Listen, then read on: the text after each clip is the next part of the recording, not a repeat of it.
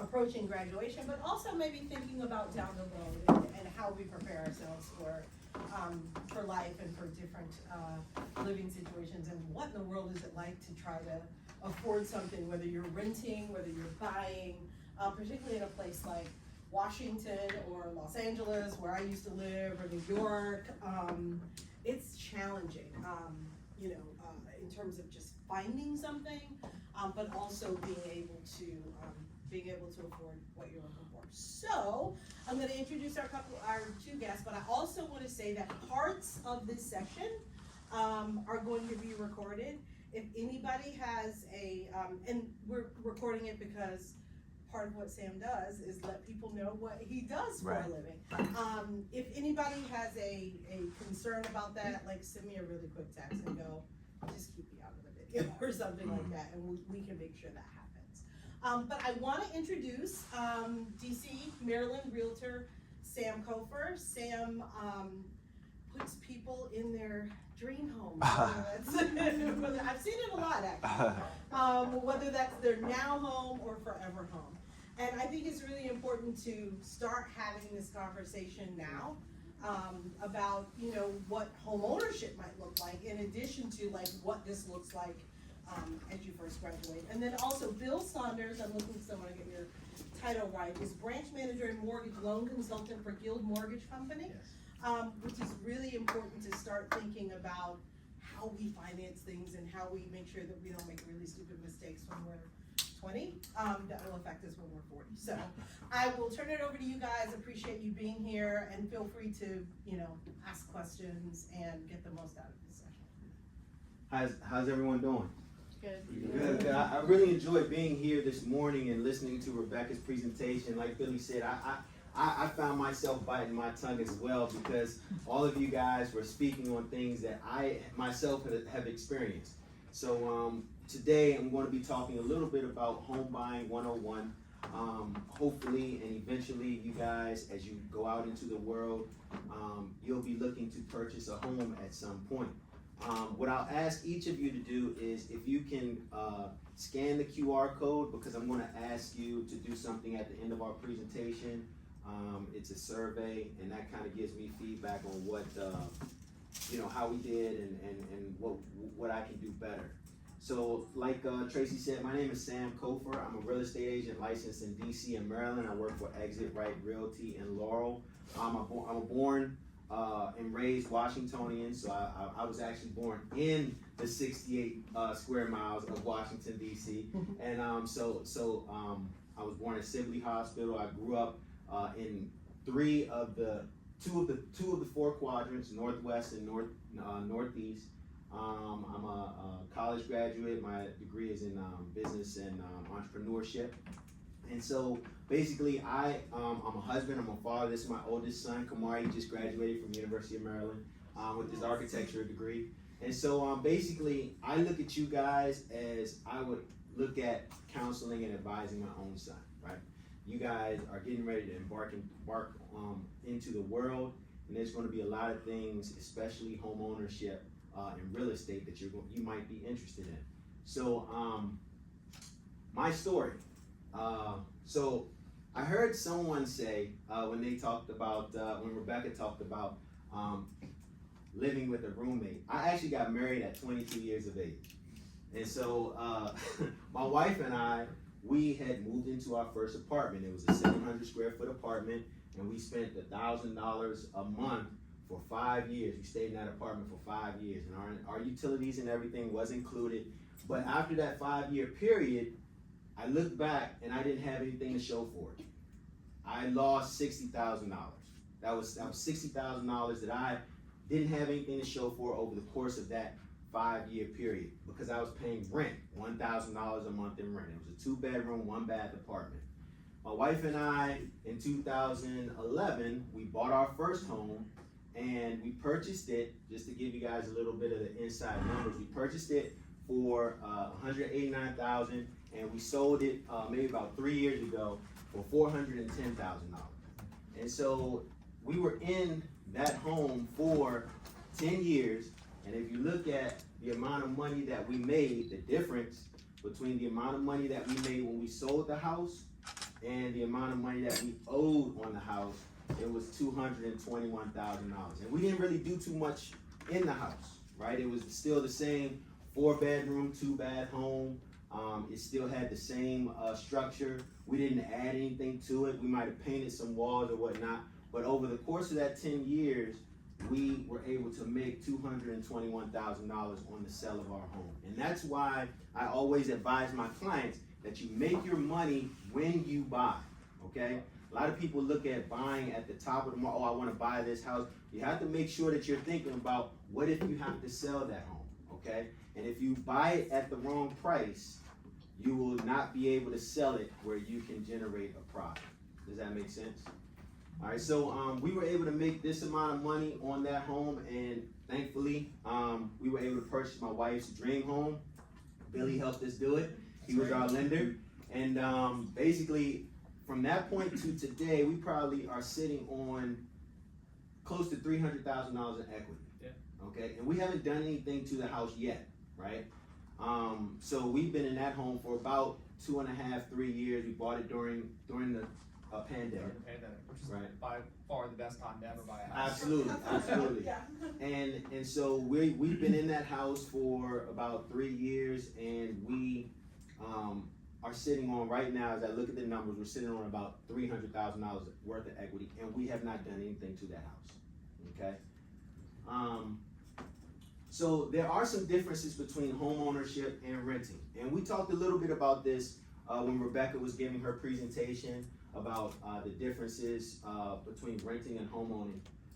With renting, there's minimal maintenance and repair costs, right? So all you have to do is call your landlord, and they are responsible for fixing whatever it is that you are complaining about. If you got a leaky toilet, a leaky faucet, you might have rodents, whatever it is, these are real issues that are found in renting. Okay, so you just call your landlord, and he's responsible or she's responsible for making the maintenance and repairs. No property taxes. As a renter, you're not responsible for paying taxes on that property. Why? Because you don't own that property, right? Generally smaller security deposit versus a down payment. Now this is generally, because I will tell you, and Billy will tell you, that we've had people buy homes with less than $1,000 down. I'm talking about based off of, like, when they close, they come to the table with a check for $300 and some. I recently had someone purchase a home in DC, and we utilized the first-time home buyer programs and many of the grant and financing programs that are available to first-time home buyers, and she was able to purchase a $450,000 home for less than $1,000. Okay. When you look at the security deposit for a rental, you're probably looking at 1 month's rent, right? So you're probably looking at maybe $1,500, $2,000, $2,500, depending upon where you live, right? So that is going to be the difference. But a down payment, generally speaking, is, as Billy will talk about, you're probably going to be looking at for FHA loan between 3 and 3.5% of the total purchase price. Okay. Generally, lower utility costs. When you own your home, obviously there are utility costs. Sometimes when you're renting, your utility costs might be included in your rent, right? So they might say your gas, your electric, your water is included. Well, when you own a home, you have to pay directly to the utility provider, okay? Generally, lower insurance. These are some benefits of renting versus home ownership. But if you... Oh no.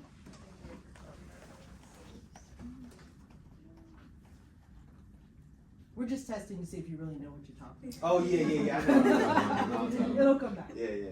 So basically, when you think about home ownership, there are a lot of benefits to home ownership, and we'll talk about that shortly.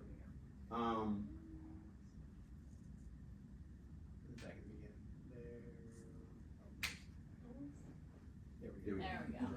They can be cheaper than renting over the long term. So when you think about your rent, remember my story, I had spent $60,000, and that rental cost, that amount that I spent on rent did not go down, right? Well, when you purchase a home, say for example, you purchase a home for $200,000, $250,000, $300,000, that over the course of time is going to the amount that you owe on that home is going to decrease, but the equity, generally speaking, is going to increase. So basically, the amount that you make compared to the amount that you lose compared to renting in home ownership is much more beneficial. The home builds equity over time. As I mentioned in my own story, my wife and I, we just lived in our home for 10 years, and we were able to generate an average of $22,100 every year in equity based off of the sales price, okay? And I'll tell you this, during that time we sold, we had, I had listed it actually at $389. So I was just looking to make about $200,000, and we had 14 offers. The house sold in I think it sold over the weekend. And so, you know, we were able to close on a $410,000 offer. So it builds equity over time, which can be utilized for your kids, savings for college, different things you can tap into that equity for, repair your home, whatever it is. There's different advantages to being able to tap into that equity over time. It can increase your net worth. The Census Bureau said that homeowners are generally worth 80 times more than renters. So if you're talking about wealth building, if you're talking about trying to generate wealth for your family, renting might not be the best way to go. Home ownership is probably the best way to go. And it could be tax advantages to owning versus renting. Talk to your CPA about this because I'm not a tax professional. I cannot advise you on tax purposes. Billy? Thanks. So Sam is 100% correct, thank you. And for those, I am Billy Saunders. I'm a mortgage loan officer with a company called Guild Mortgage.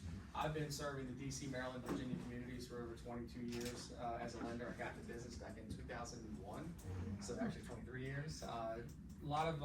Seen a lot during that period. I've watched the ebb and flow of the real estate market from foreclosure crisis in 2006 to 2010, which was terrible for a lot of Americans, to see what it's like to go through a mortgage process and home ownership during the pandemic, in which we saw interest rates drop to like in the low 2s, high 1% ranges, which I don't think that'll ever come back again to where we are currently now, which is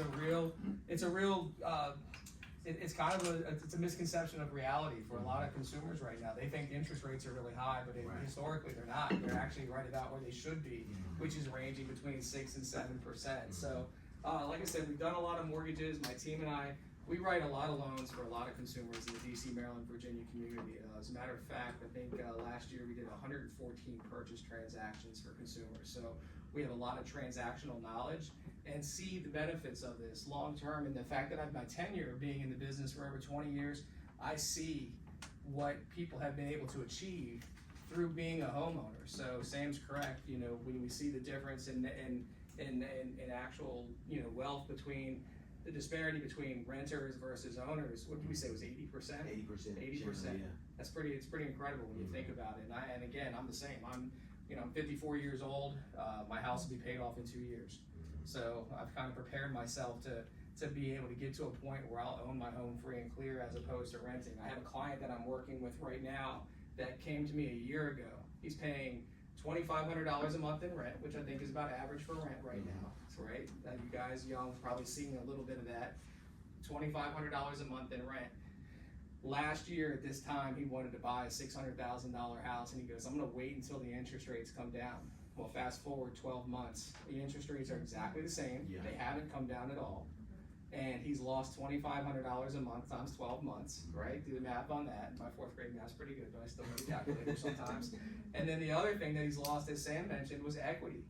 Think about the equitable gain. We're averaging between 6 and 10% equitable gain per year on home ownership. That's $600,000 house. Think about that from a 10% equitable position. Not only has he been spending a ton of money in rent, but he's also lost $60,000 in equity. That same house that he wanted to buy last year would be selling for $60,000 more. So there are a lot of benefits to home ownership. And today we're going to talk to you about what the process might look like for you as a consumer. We get this question a lot, and this is good because while none of you may be purchasing homes right now, it's at least good to get this foundational knowledge so that you have an idea of what to expect when that time comes for you. Because I do think, again, there's tons of benefits over renting to that. So the first step is we're going to have you fill out an application. There's typically 3 ways to do that. You can either use an app, because we are a tech-friendly company. We can send you an app to your phone, and that's what most people do. They complete it on their phones. It takes about 10 minutes. We're asking for some key points of data. Or you can schedule a time to do a Zoom call with me. Again, we're tech friendly, so we'll get on a Zoom call together and we'll go over and collect these key points of data. I'll talk about that. Or you can go onto a website, or you can meet me in my office in person, whichever is convenient for you. The second thing that I'm going to do is I'm going to take that information that you've provided me, which I consider to be the key components of data that are needed to determine what a consumer can qualify for, meaning how much, what type of loan program they're going to get, things like that, right? We're going to take that information. We're typically looking at your name, your address, your social, your date of birth. We want to know where do you work, how long have you been there, what your job title is, how much money you make, how much income you earn, how are you compensated? Is it an hourly position? Are you a W-2 employee? Are you an entrepreneur? Is it self-employment? Because all these different variables, they come into play when making a determination of what we can have you approved for. We are going to pull a credit report, so that's going to be a big part of the process. So as you guys are young and becoming, more involved in consumership, make sure that as you're taking out loans, please don't get too carried away with it. Just because somebody gives you a credit card, it is not a free pass. I think. It's not free money. Yeah, it's not free money. You have to pay it back. And as a young person, paying your bills on time and not extending yourself beyond what your means are, as far as running your balances up on your credit report, on your credit charges. For example, if a consumer has a Capital One credit card and they're given $1,000 limit and you use $980 of that limit, your credit scores are going to go down. Never use more than 30% of what the available credit has been made to you in order to sustain and keep your credit scores where they need to be as a consumer, okay? So that's really important to do that, because you want to maintain a good credit rating as you are becoming more involved and engaged in your adult life.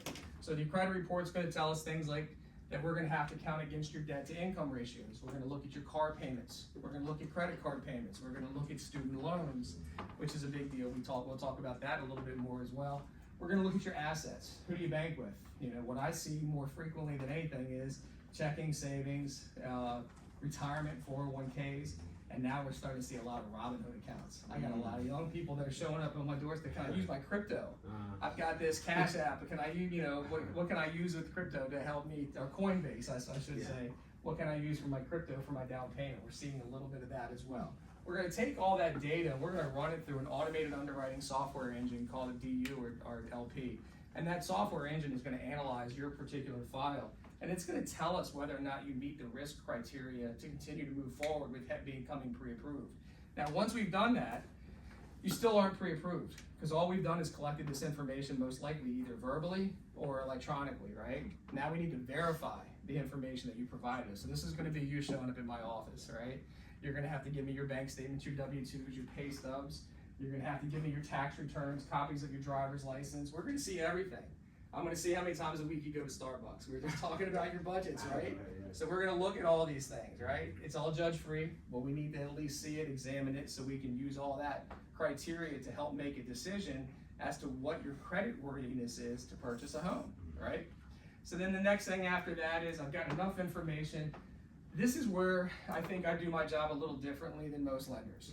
We'll do an in-person meeting. Most of the time it's done via Zoom. We'll go over the application together, and I call this our discovery meeting, because this is where I get to learn what's important to you. We've already identified what's important to me, right? I know all these things. I already know what we can do for you. But why would I want to give you a pre-approval letter that says you can afford a $600,000 home and send you out with Sam to go look at $600,000 properties when you really don't want a mortgage payment that's going to come with that $600,000 home? Because you guys have been smart. You listened to Rebecca, you created a budget, so you know what your comfort levels are, right?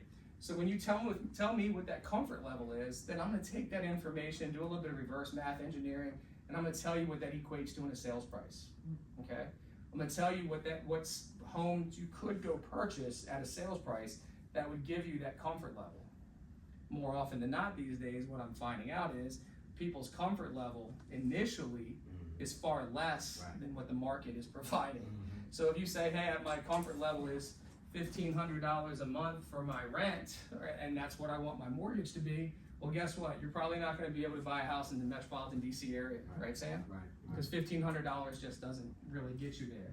And you may see condominiums that are priced at lower sales prices. Was that? HOAs They come with HOA fees. Yep. That while the monthly mortgage payment on the condominium might be $1,500 a month, now you have a $800 a month HOA fee that you're also obligated to paying. So all these things come into play. I wasn't gonna interrupt, but you No, said please. something so incredibly important, because I've had that experience. You just answered the question I was gonna ask you earlier, which is, you get all the info, you plug it in, and you tell a buyer or a potential buyer, here's what you can afford. But that last thing you said is a distinguishing factor that, as someone who has purchased three, 4 homes, rarely happens, which is the sit down to say, this is what the numbers say you can afford, but tell me about that fancy dog food that you're just not gonna Right. give up that cost you $500, Yeah. right? Yeah. Like, tell me that you have a Starbucks habit and no matter how much it costs, you're never gonna give that up. Right. Because now we can talk realistically about what you can afford. Yep. My experience has been, I've had to do that myself. So I've gone back to my lender or my realtor and said, I know you said I can afford $2,500 a month, but I'm telling you I can only afford $2,000. Right. Because I have charitable obligations that are important to me Right. or other things. So just so you guys know, if and when you get to this point, if your lender and your real estate agent aren't doing that for you, be smart and do that for yourself. And look and say, hey, wait a minute. They're coming back saying, oh, I'm so excited. They're saying I can afford this. But you really know those Right. habits and values and things that are important to you. Make sure you don't skip that step. Right. And that part comes with the consultation, the discovery meeting. Again, I call this a discovery meeting. It's not really for you to discover anything about me. It's for me to discover what your goals are and then make sure that I'm acting from a fiduciary responsible place to make sure that we're helping you to meet those goals. Because at the end of the day, we never want to set anybody up to fail. We want to set you up to succeed. I always laugh. I talk to people all the time that are telling me like, look, we can do this, it's gonna be tough, and I'm like, well, you sure you wanna do it? And they're like, yeah, we'll just sneak our own popcorn in his movies on Friday night. I'm like, well, at least you're still going to the movies, right? Like, you gotta make concessions in some cases, but at the end of the day, people ask, why do we buy houses? Because it's worth it. Sam's already given you a couple examples, and so have I, regarding how much equitable gain is, and what you can use. I put my oldest son through college with the equity in my house. And I'm still gonna have a house paid off before I even hit the 30-year term. So, I mean, there's ways that you can still benefit. And I think owning a house is a big part of helping you to create a nice firm foundation for your financial setting throughout your life. So, during this discovery period, we're gonna talk about what different types of loans are available to you. Obviously, you've got your VA loan, which is for military personnel. You've got an FHA loan, which is really a fantastic starter home loan product. FHA loans are great. You know, my first house that I bought, I got an FHA loan. We did too. Yeah, So most people do. Yeah, most people do. And then there's a loan that not a lot of people know about, but it probably is responsible for about 25 to 30% of my production, which is a USDA Rural Development Loan. When you guys hear the word USDA or the term acronym USDA, what do you first think of, right? Milk, farming, agriculture, right? So when you think about USDA as it may apply to mortgages and home purchasing, what do you think about? Buying a home in a rural designated area, an area that's not inside the city. So if you wanted to say, I want to get a USDA loan on this house here in Washington, D.C., what do you think? Not going to happen, right? But where's an area outside of the D.C. community, like still in the D.C., that you could buy? Anyone have a guess as to any counties that might be surrounding us? Adams County, perfect, yes, exactly. Calvert County, Maryland, the entire county, 100% within the footprint, right? And what that means is it's rural development. This is a government secured loan product that is designed specifically to encourage home ownership in these rural areas. And what's the best way to do that is to offer a mortgage program that requires no down payment. So it's 100% financing. So whenever we have somebody who is getting a 100% financing, Sam typically will negotiate closing help from the seller on your behalf. And as Sam mentioned, we're able to get people into these homes where you can buy a house legitimately and have less than $2,000 total invested into the transaction. You show up at settlement with a pen and your driver's license, and you walk out with a set of keys. It's pretty impressive, right? I see the look on your face. Now, is it worth living 60 miles from DC to get that? Depends on what your workplace is like, right? during COVID, we saw a lot of people getting remote opportunities to work remotely, and they're still working remotely. So a lot of folks said, you know what, this is a great opportunity. I don't have to commute anymore. I'm not making that hour-long commute from this rural area into the city for my job. I can work from my couch. So the other thing, since a lot of you deal in policy areas, and we have an upcoming transportation policy program, my parents used to live in Calvert County. Nice. And my dad worked in town at the time. Okay. And they had a commuter bus that was, well, back then 45 minutes, maybe a little longer now. But they had a commuter bus, so he didn't have to drive in, he didn't have to pay $300 for parking. He just hopped on that commuter bus every morning and, let somebody else do it. Was it an hour? Yes. But again, it may allow you to buy something and grow that equity for several years in a place that you can afford and minimize your transportation costs and time, by letting the government do it. Down payment is the biggest obstacle, Yeah. especially in this market. We all know inflation's high, it's harder to save money, and first-time home buyers in particular are finding it to be very difficult to save up enough to cover a 3 or 3.5% down payment, which is typically the minimal down payment requirement from the mortgage financing industry. So to be able to get a loan with no money down is a pretty fantastic opportunity. One of the only trade-offs that you may experience with the USDA loan is depending on where you're employed and what your commute might look like as a result, but it is a nice program to utilize. There's also Fannie Mae and Freddie Mac. These are more commonly referred to as conventional mortgage loans. Do you have a question? I did. Please. So, when you say that you don't put anything down, does that mean that your mortgage per month becomes much higher? That's a great question. I'm gonna ask you guys and again, we talked about how hard it is to save money, right? And down payments. If you're buying it doesn't matter the sales price. If you're buying a house, and let's just say for the sake of this example, it's a $400,000 house, because that's about our average purchase price in the DC area.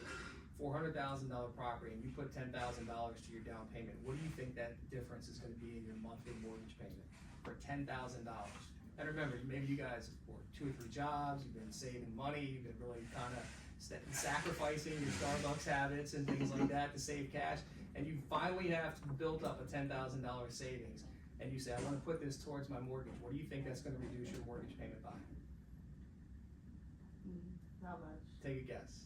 I don't know. $50 a month. All right, so now if I present you with a discussion of how you're gonna best utilize your $10,000 that you've worked so hard for to apply towards your down payment, where do you think is it best? Is it best to put that $10,000 towards your mortgage balance as in the form of a greater down payment? Or are you better off keeping that 10 grand in the bank for month-to-month expenses and just have a backup, just to make sure you've got what we call reserves? 10,000 equals $50. That's crazy. And it doesn't matter if you're buying an $800,000 house or if you're buying a $300,000 house. It's always going to be the same math. $10,000 is going to be the equivalent of about $50 a month in payment. But that's $50 for 20 years. Huh? What's that? It's $50 for 20 years. For 30 years. Yeah. So wouldn't that amount to more than? Depends. It depends. It's really, but it's some people think about it. There's a different perspective to that. And yes, I appreciate that thought process. But most people who are first-time home buyers, which really that's kind of who we're talking to right now, you guys are going to be the next home buyers in your class. So that $50 versus $10,000, that's an easy decision for a lot of people. Now, somebody who might be in a different position, like Sam. Sam bought his second home, and I did the financing for him. Sam had a considerable amount of equity from his property that he sold, and that he was able to do that a little differently because he had that extra money. He had more money than, to play with at that time.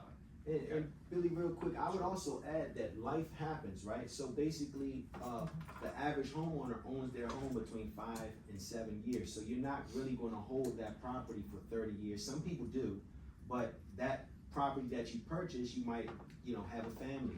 You might need to upgrade. You might need to get a bigger home. Well, is the trade-off worth it when you're gonna stay in the house for 5 to 7 years? Right, exactly. And Sam's right, 5 to 7 years is the average. Yes, sir.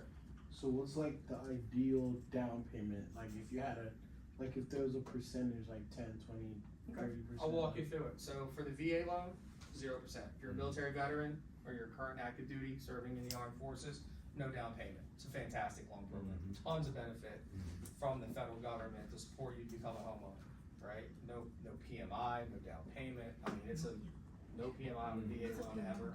What is Yeah. PMI is personal mortgage insurance. And mortgage insurance premiums basically don't cover you as insurance. We talked about insurance earlier, right? Yeah, so there's a lot of different insurance variables that go into purchasing a house. One of them is homeowners insurance. Then you've got mortgage insurance. So homeowners insurance is gonna protect you, kind of like what you were talking about, like the material inside the apartment if you're renting.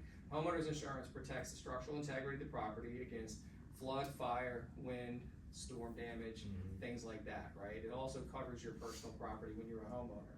Now, mortgage insurance, who do you think that protects? Protects the bank.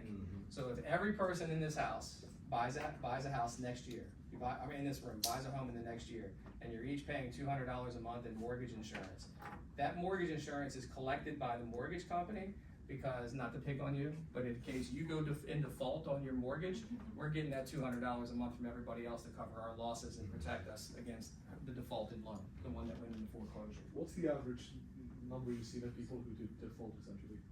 I don't run into too many because I tend to spend a lot of time with people up front learning what their comfort level is and again, setting them up to succeed, not fail in their mortgage.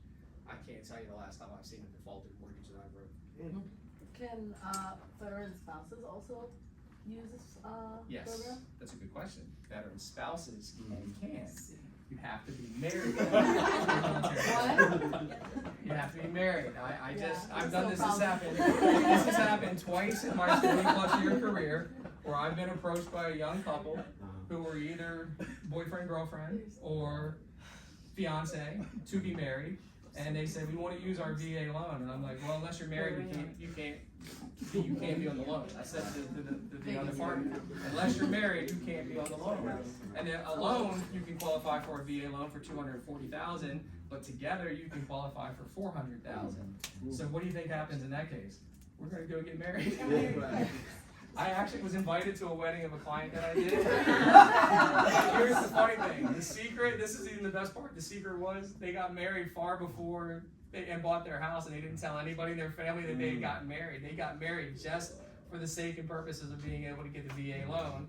I'm at their physical wedding, and I'm the only person there that knows that they're already married.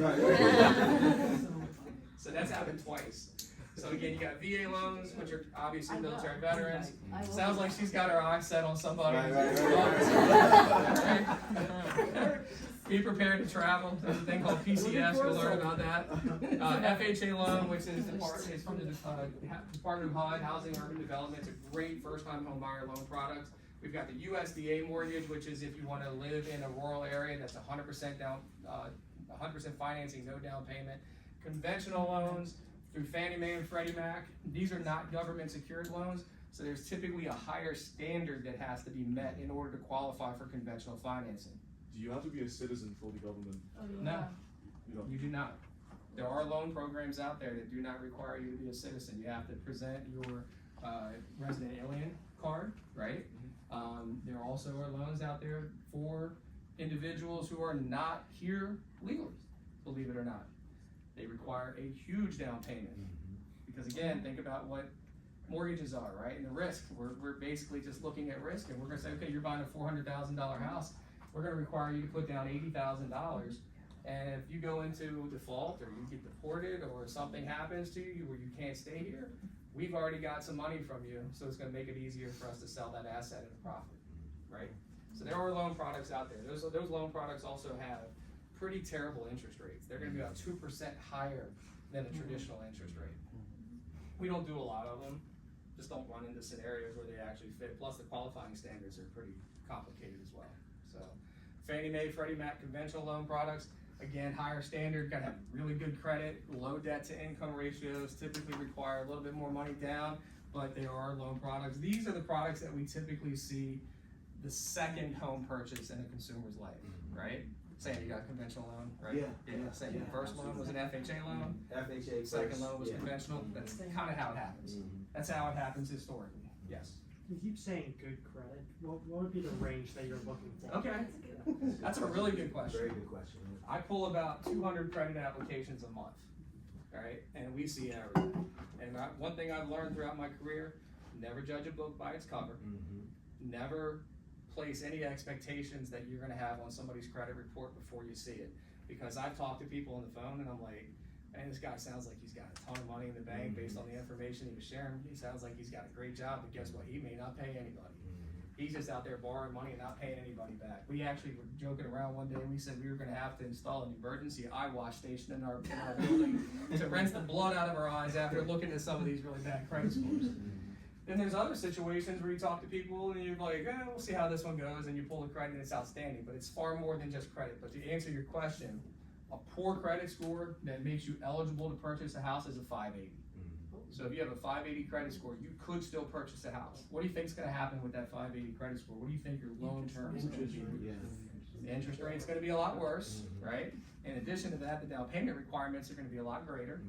Yep, poor credit equals more down payment. That's one way to fix your bad credit, right? Throw more money in the loan. We talked about the loan programs for folks who may not be here legally require greater down payments.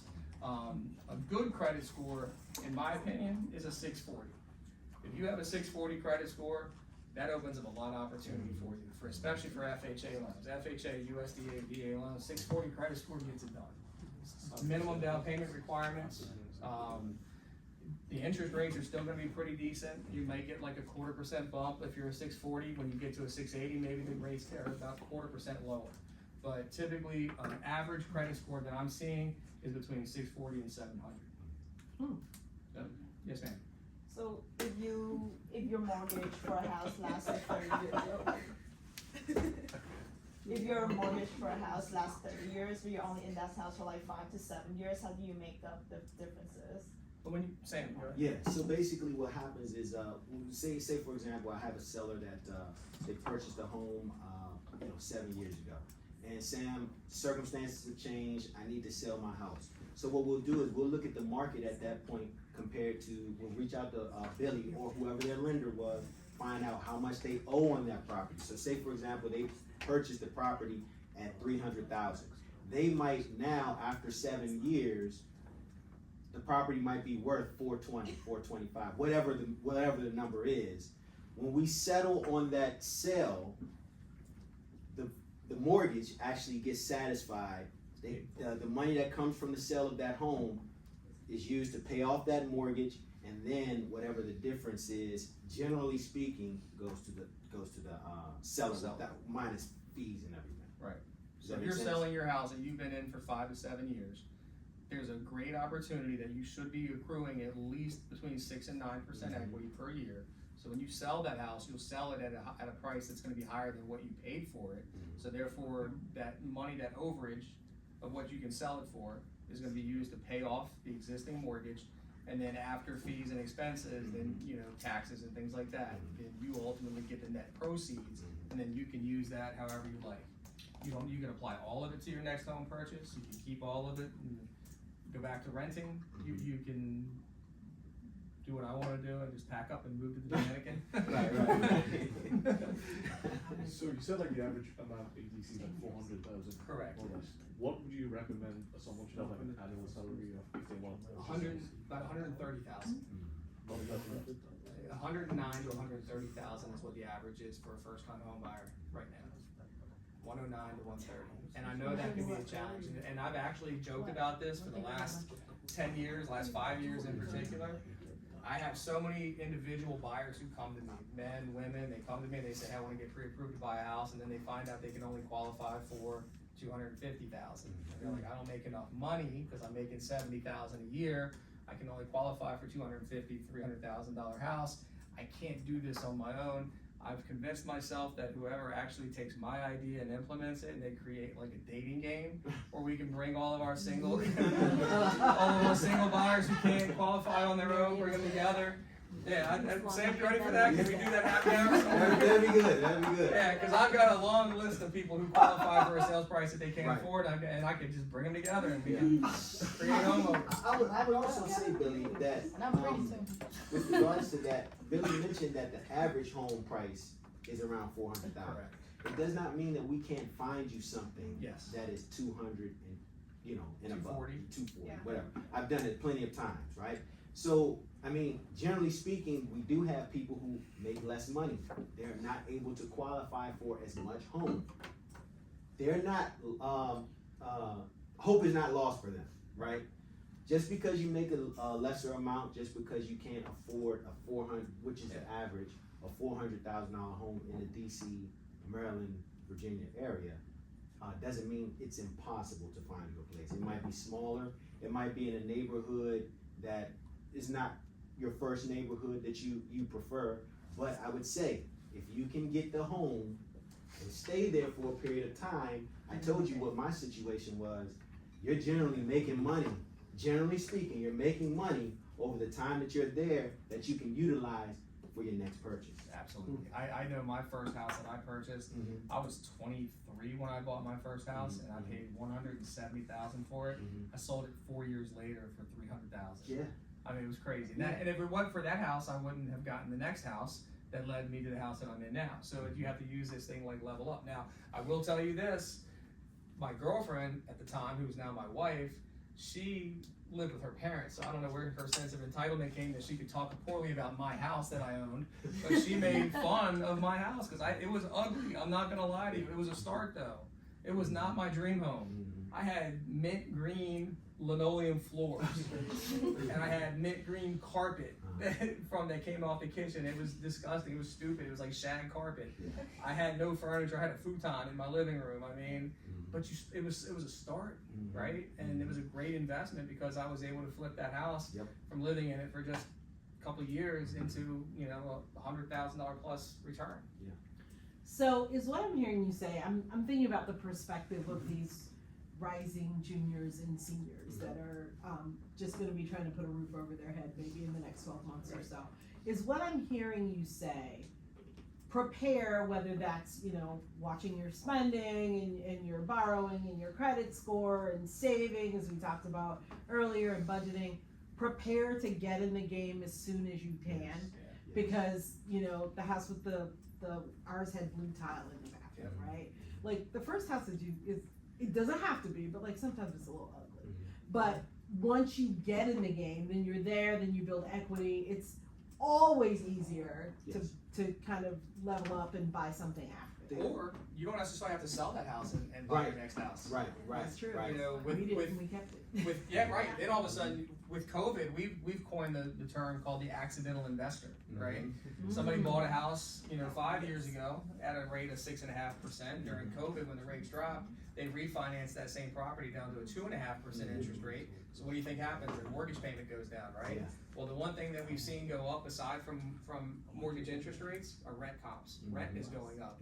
So now that same buyer who purchased their first ugly house and they've got this 2.5% interest rate, now all of a sudden they've got this payment that's affordable, right? So now they're like, well, I could sell the house and I could probably make $150,000, but I really hate to give up that mortgage payment because it's so low. Bill, what can you do for me? Can you help me to find a mortgage that's gonna allow me to keep that house, buy my next house, and rent this one out? So what we do is we start looking at rent comps, and I may call Sam and say, hey Sam, I got this address over here, give me an idea of what you think rent comps on this are. My client may have a mortgage payment of $1,800 a month or $1,600 a month, and Sam will say, Bill, they can rent that house for $2,400 a month all day long, right?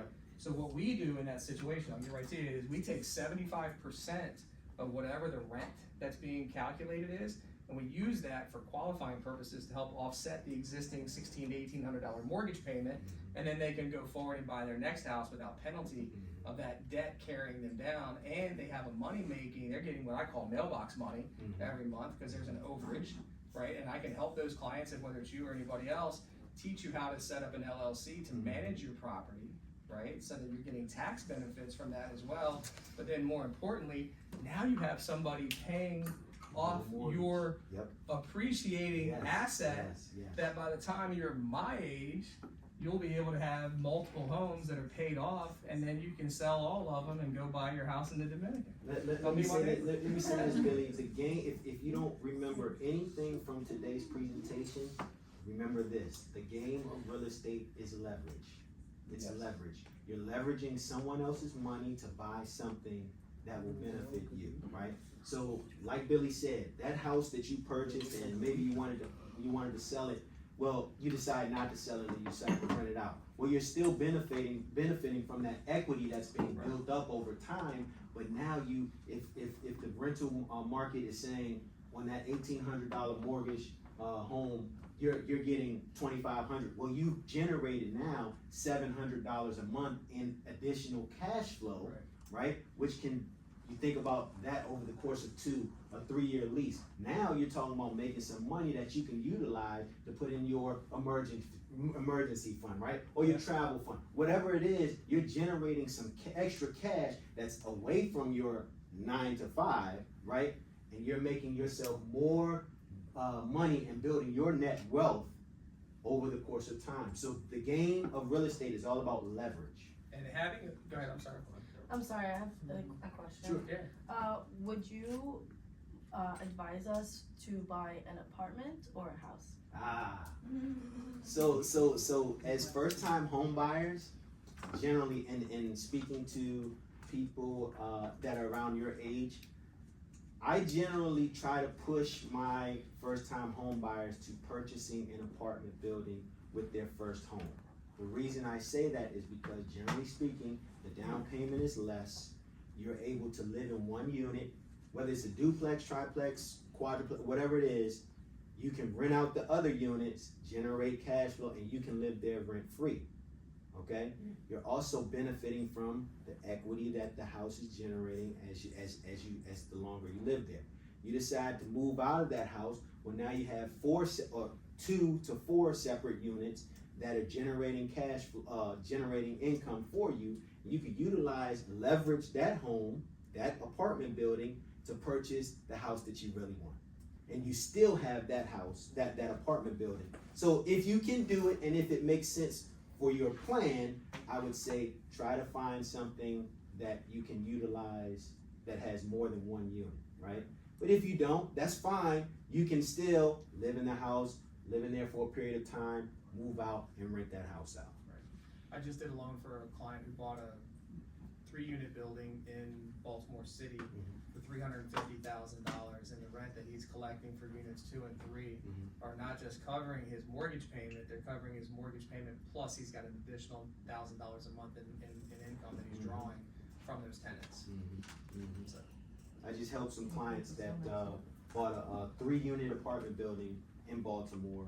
It was their sisters. They're sisters. They just bought this home, and one of them is living in one of the apartments. They're renting the other 2 apartments out, and then this other sister is still living with the parents.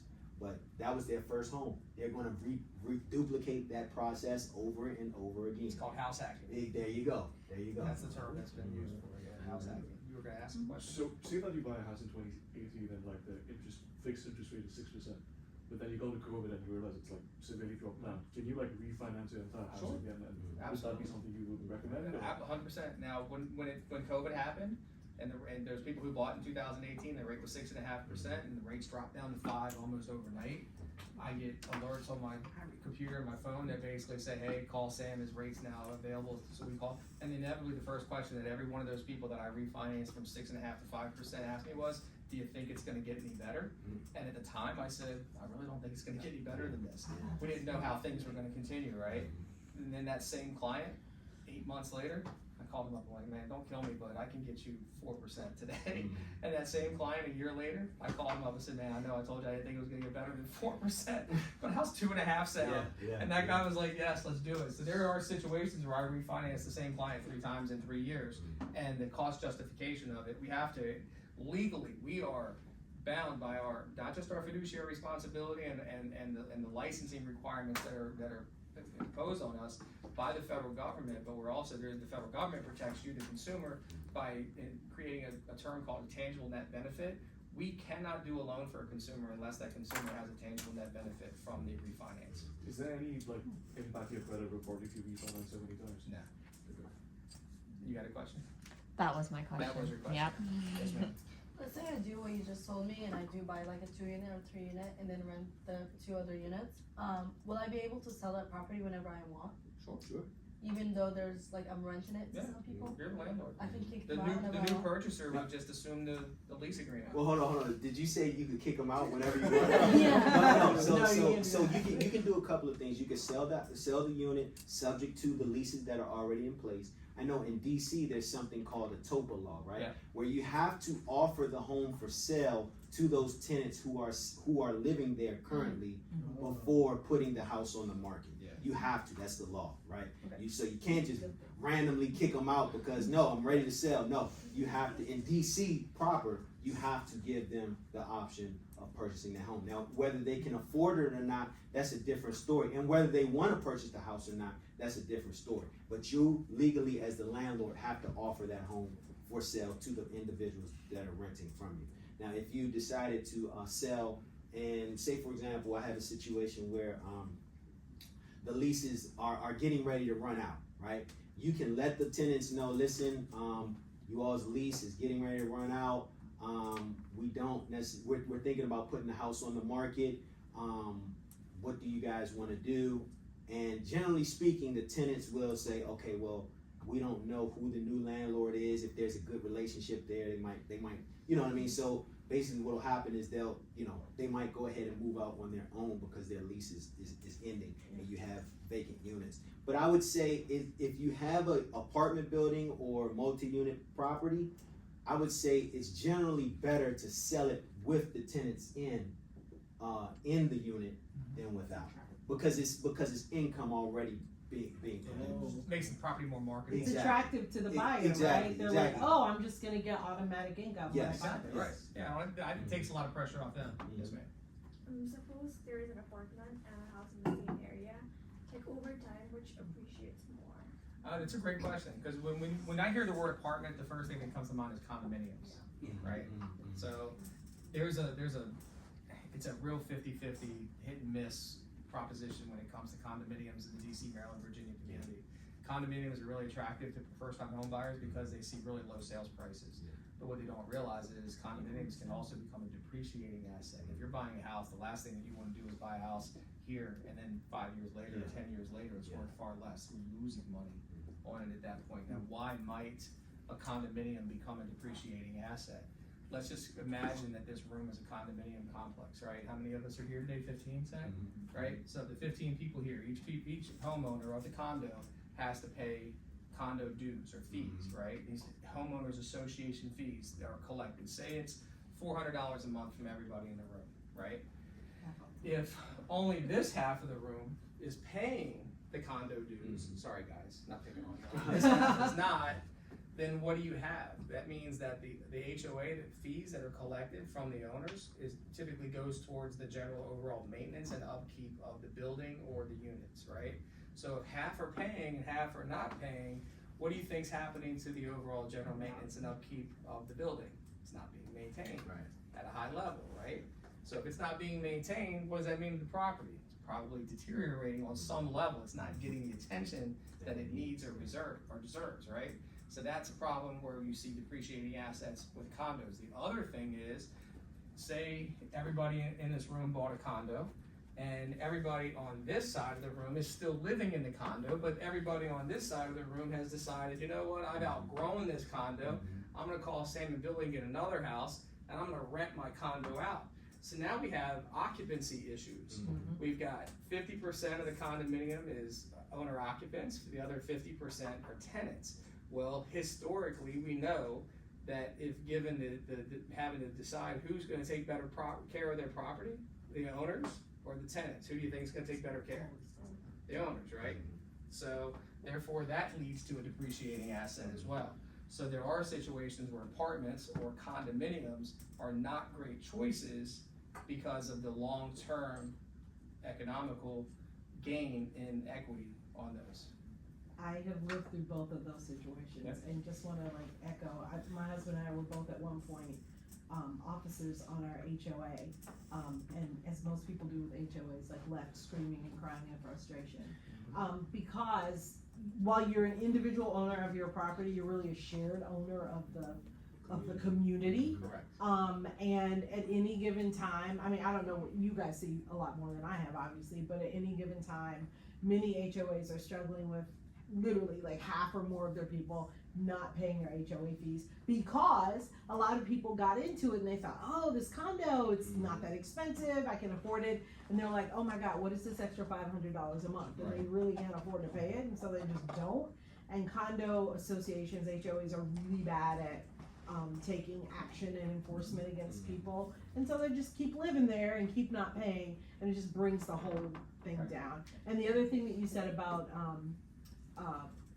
rentals and kind of the balance, some HOAs have gotten really smart about this and put covenants in place that say, okay, no more than 20% of our community can be renters versus owners. Right. But most have not. And so it's an easy and a cheaper way to get into something that you can own and get the tax benefit, but there are all kinds of, and it's the right decision for some folks, but there are just all kinds of other issues That could come that come up you need to be aware of. So I own a condo, Okay. and I'm part of an HOA, and I can't wait to hear this. Yeah, side. yeah, yeah. This is either gonna go one way or the other. Yeah, so we every year there's elections for the HOA board, and the person for the open seat last year was two people running, one who is an owner who rents their unit and one is an owner who lives. I voted for the owner who lives. She did not win though. So our Interesting. president of our HOA is a It's a landlord. Yeah. landlord. Yeah. That's almost that's counterintuitive Yeah. to what you Super normally counterintuitive. Yeah. But it's very interesting, and when I purchased, the thing about Virginia, which I didn't know until I purchased, in Virginia, you get all of the documents before closing, and so one of the protections the state of Virginia has put into place is as a condo purchaser is you receive every single piece of paper dated to like the drawings of the buildings in 1940, and upon receiving that, you can pull out of the deal, no questions asked, if you find something you don't like. And you better believe I looked at every piece of paper in that document, their financials, everything, Yes. to better understand the state that they were in, because I was buying not only my unit, but buying into that as well. And your question, ma'am? My question is, when you say we're approved, for example, for 300,000 loan, does that include closing costs? No. No. So does that? We'll get to that in a minute. Going back to condos real quick, because they are very appealing to especially young first-time home buyers, right?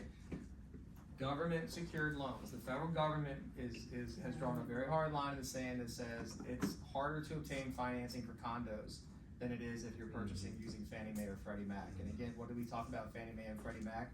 Higher standards for qualifications, right? Typically, if you're buying a condo, there's a good chance that you may have to put down more money. Because you could get a spot approval, and the same thing, we talk about money, how big important like down payment is. Like if you're here illegally, and they say you put down 20%, we'll give you the loan, because we know we've collected the money, it's helping us to mitigate risk. Same thing with condos, you put down more money, or the risk now becomes mitigated, so we're not exposing ourselves as a mortgage company to this great amount of risk in this potentially depreciating asset. So the down payment kind of helps to overcome that, so.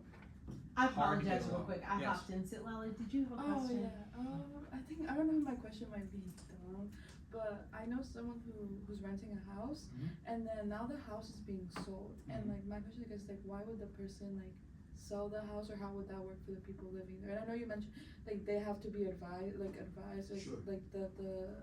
like that they could still rent, but like how does that work, and why would I'm just more interested in why the person would want to sell the house. It could be anything.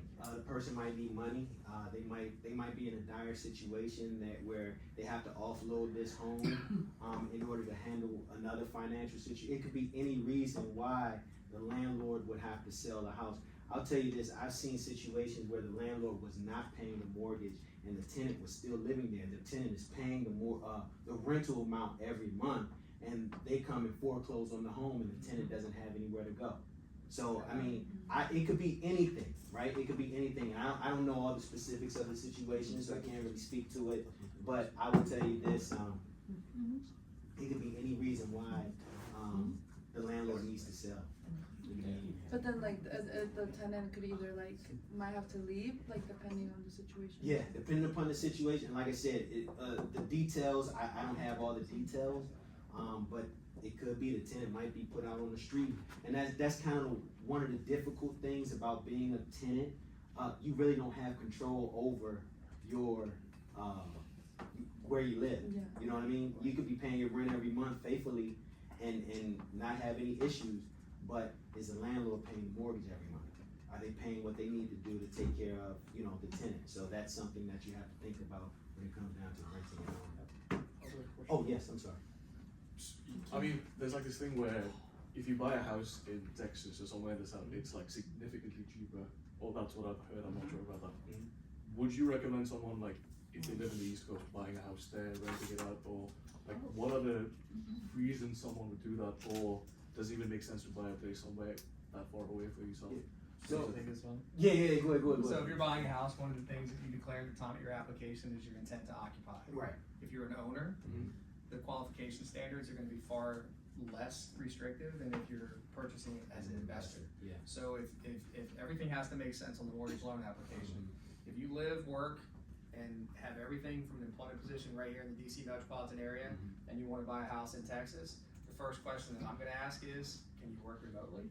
Yeah. And if the answer is no, then that means the deal changes, the mortgage terms change. You could purchase with no down payment if you're buying if you live in Texas and work in Texas. Why is that? Like, why is It's it? because remember we said who takes better care of the property, owners or tenants. So if you're an investor, the investor requirement is gonna be 20% down no matter what. 20% down no matter what. So if you're buying a $200,000, $300,000 house in Texas, your 20% down payment, $60,000. If you're buying a $300,000 house here in the DC area as a first-time home buyer, your down payment might be zero. Yeah. But does that make sense, like in this market, for people to do something like that, like buying a house is? As an investor? Yeah. Yes, as an investor, it depends on your plan, right? I know investors who live here in the DC, Maryland area, and they purchase in Missouri, they purchase in Arizona, they purchase you're not, limited to where you can purchase. It's just what Billy said, are you planning to live there? That has a significant effect on how much money you put down on the property, what, how you're approved for the loan, et cetera. If you ultimately want to build your portfolio by growing your portfolio by buying houses, as for the people in this room, the best way to do it is to buy a cheap house first. Yeah. Live in it for a year, then find a renter for it. Go buy another house, and maybe it's not at the top of your game, but maybe a little bit above that. So now you purchase your second house, live in that one for a year, then find a tenant, and then go, okay, I'm gonna level up again. And the next thing you know, you're 30 years old, you've got 3 or 4 houses, and somebody else is paying the mortgage on all those properties. You're just sitting around, like we said, you're collecting mailbox money, but it's not all glamorous because you still, as a landlord, you've got obligations and you're running a business, right? But ideally, like I said, when you're my age and you're 60, you're turning around at that point. You're like, all right, I got all these properties that other people pay for. Yeah. You can cash out and go live wherever you want, however you want.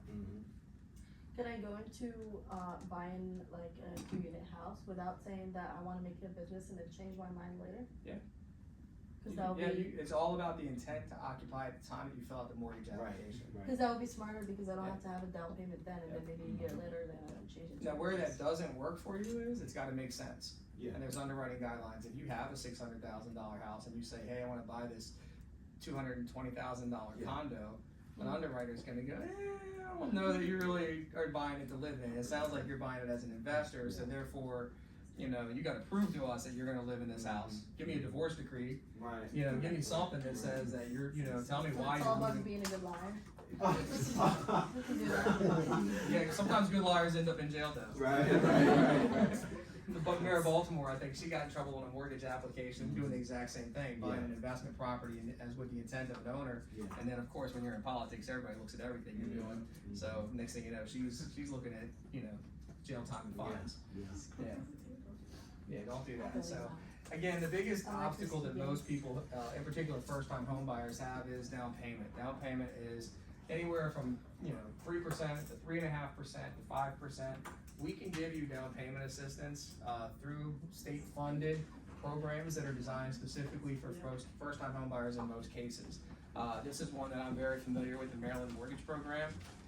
Incredible opportunities there. I'll get you in a second. DC Open Doors, same thing. DHDA, if you're buying in the state of Virginia. HPAP is another one where saying, what, $75,000 in some cases, they'll give you towards your down payment. I mean, you gotta thread a needle in a hurricane to be able to qualify for it, so it takes some time, and then also I'm licensed in Delaware, so we've got Delaware state housing. You got a question? Can you stack federal or state loans or something? You can, yeah. There are certain scenarios where you can stack different types of programs to help you with down payment. Right. And most people that we help with down payment assistance, Sam talked about negotiations earlier, right? Sam is a master negotiator. He's certified. He will work to represent you, any home buyer, in helping them to secure seller paid contribution towards closing costs, which I think somebody asked that a minute ago. The seller, it can be, you can't put closing costs into your loan in most cases, but in every case, it could be negotiated on your behalf that the seller pay a contribution towards your closing costs that could cover all. Don't I need to get a lawyer for that?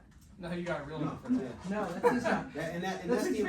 That's the importance of having a good team when you're going to purchase a home, having a good lender, having a good agent, having a good title company, right? Because that's where, and I won't get too deep into that, but that's how you find out whether the property that you're purchasing is clear and clean to be able to purchase it without any problem. So if someone comes down the road and say, oh yeah, I own this property belongs to me. Well, that's what the title company is for, to make sure that no one can come back and do that when you own the property. And what we see happen a lot of times is technically, legally, you can't finance the closing costs. However, with Sam negotiating, I'll give you an example. They say the average closing cost is about 3% on a purchase of a home, right?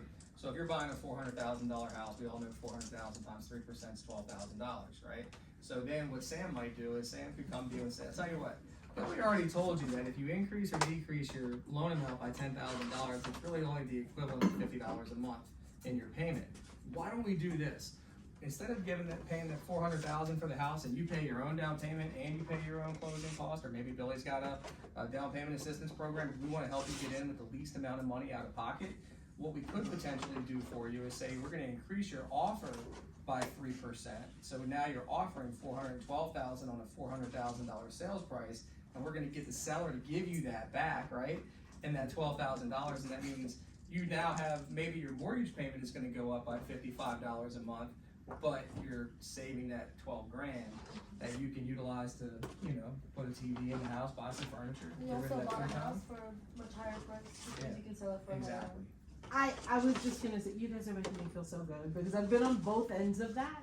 And when we bought our house, as Sam was saying earlier, we came to closing and like the seller brought a much bigger check than we did to close on our house. On the other hand, we had when we left that house and we're selling the one that we were in, there was someone who had been renting it for a while, and we really wanted to sell to her and give her that opportunity, but she wasn't, like, sometimes there's a little bit of a gap here between what I need to sell it for and what they can really qualify for. And because we raised the price just a little bit, like it didn't make that big of a difference, but we were able to help her with some of that finance. I was so happy to be able to help her get in that house because sometimes sellers are willing to do that. So I've benefited from it, but also seeing how it can work for somebody. And as a home buyer or home seller, you gotta kind of have the expectations that you can't ask of somebody what you're not willing to do yourself. Right? It kind of goes both ways. It's a little give and take. Billy, we need to kind of speed it up a little bit, so, right? Yeah, so just real quick at this point, I've collected all your documentations, you're pre-approved, now the fun begins, you get to go out with Sam, you get to start looking at houses. That's a lot more fun than talking to me, I promise. And then Sam will talk about why it's important real quick to... Yeah, I mean, I get this question all the time, why can't we look at houses without a pre-approval? And a lot of that has to do with the fact that it saves you time. It's actually the roadmap to get to your destination or your goal, right? Because if we're looking at $600,000 homes and you can't afford but $400,000 home, that's a waste of time on everyone's part. Billy, this is the process. What happens after you get pre-approved from my point of view? Basically, we have the buyer's consultation. Once you get pre-approved, we'll have you sign a buyer's agency agreement that talks about what you're responsible for as the client and what I'm responsible for to you as your representation. We'll search available properties. We'll get ratified. That means both buyer and seller come to a meeting of the minds, and we agree on terms and sales price. We prepare and submit an offer. Why do I have that emoji? Because sometimes that has to happen multiple times, right? We go into contract and the deal falls apart because there's a bad home inspection, or the appraisal is lower than what we expected, and the seller and buyer can't come to a meeting of minds how to deal with it. We'll conduct the home inspection, negotiate repairs. We'll continue, at this point in time, you'll continue working closely with your lender. You're providing with whatever docs. There's gonna be an appraisal that comes down on the property. So basically, the lender's gonna order an appraisal. He's gonna say, this is how much the property is worth based on the comps in the area. And there's 3 scenarios. The seller can say, yes, we agree to that appraisal. They can say, no, we don't agree to that appraisal, and both the buyer and seller disagree and walk away. Or the seller can request that the buyer come to the table with whatever the difference is between the appraised value and the sales price of the contract. Wait for the underwriter to complete the file overview, confirmation of numbers on what's called a closing disclosure. We obtain a clear to close, and then after that, we celebrate, transfer of keys. Sam kind of went through that a little bit, so we put your file in front of an underwriter. The underwriter is the judge, jury, and executioner of all mortgage loans, right? I'm just a conduit to help prepare it in a way, like, I'm like a defense attorney. This is why they deserve the loan, please give it to them, right? Yeah. They're good citizens, they'll pay it back, I promise, right? They issue a conditional loan approval, my processor will work with you to help clear all the approval conditions, which, as Sam mentioned, appraisal, title work, inspections. You get a clear to close on your loan, you're real happy, you're excited. Next thing you know, our closing department's gonna work with the title company to get all the documents together. You get to show up and you walk out with a set of keys. It's always everybody's happiest day, right? You get, and then everybody takes your picture and puts it on social media. Yeah. So this is the part that I really want to talk about today, because this is a little bonus material, right? Student loan. And you guys are all college students, right? This is some average stats. Average student, college graduate spends about $460 a month on student loan payments. The average amount that's borrowed to get just a bachelor's degree is $30 grand.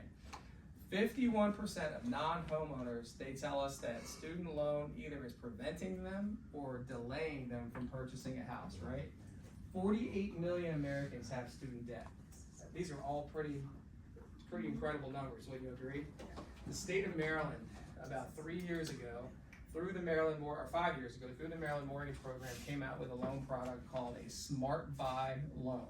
And it was a Smart Buy 1.0 at first, and it's now evolved to the 3.0. What this program does, y'all ready for this? As an incentive to college graduates to purchase homes in the state of Maryland will pay off your student loan debt just for buying a house. Does that sound crazy to you guys? Even non-citizens? sounds lovely. yeah. How much of a maximum do they? That's the $1 million question, right? Here's some of the details. It's capped at 15% of the sales price of the house, or $20,000. And here's the hard part. You have to pay, it has to cover all of your student loan debt. How many of you guys in the room are gonna walk away from your college stage, you're getting your diplomas in your hand with less than $20,000 in student loan debt? Raise your hand. All right, there's a whole, that's more than half the room that qualify. Yeah. I'm Join looking me. forward to seeing my Join neighbors. us. Think about that for a minute, right? Wow. Buy a house, yes ma'am. Wait, but is it just for your bachelor's? Like, just a Just bachelor's? whatever. Yeah, bachelor's is fine, yeah. Is that 20K with interest or without interest? Without interest, it's a 0% interest. The only interest that you have is you gotta agree to live in the house for 5 years, and it's prorated.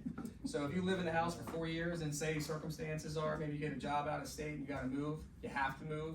You call Sam, I gotta sell my house. Let's call Billy and find out, what does this mean for my student loan thing? Maybe you have to then pay back $5,000 to know. It's prorated over that 5-year period, right?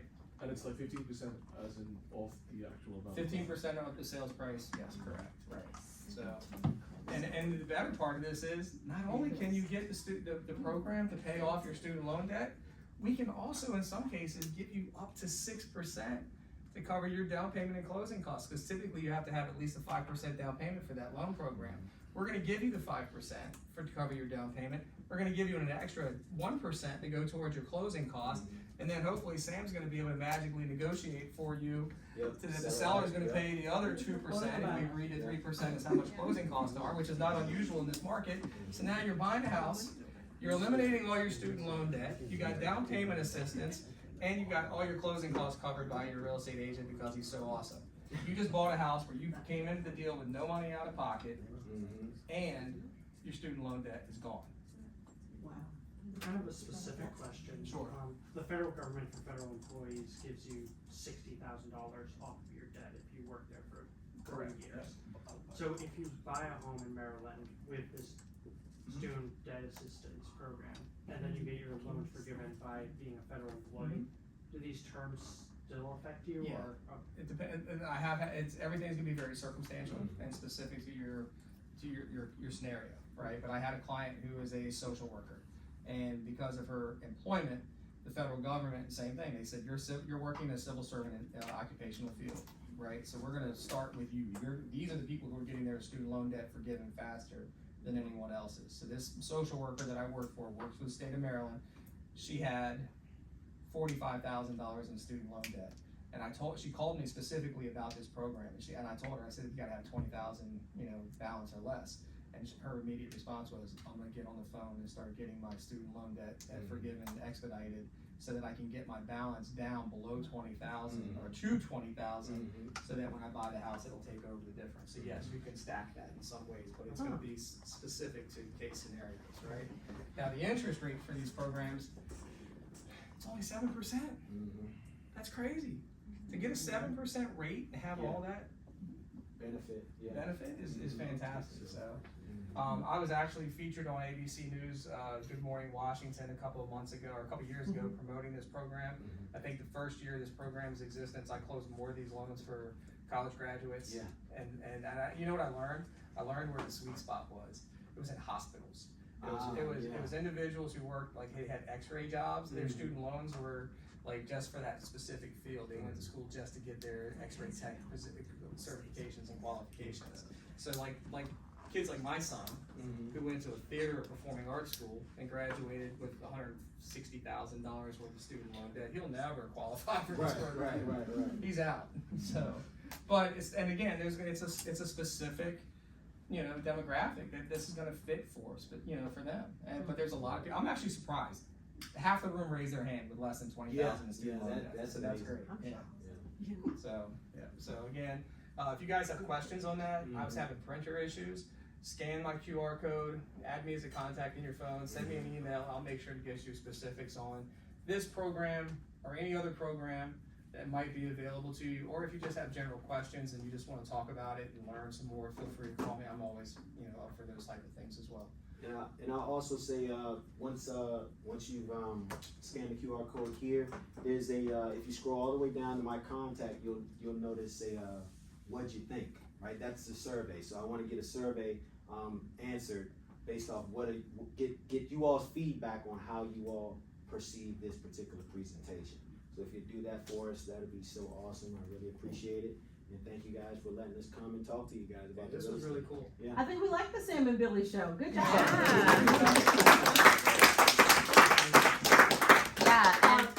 Sorry, I didn't mean to steal your thunder. Just again to thank you on behalf of EI, Mary Kate and Vince would just like to give you a little token of our appreciation for coming in and teaching everyone, including myself, a lot about how to navigate the real world. And if any of you guys have any interest upon graduation and getting into the world of mortgage finance, Thank you so much. or real estate, Appreciate it. Awesome. So that was enlightening for me, actually. A lot of things that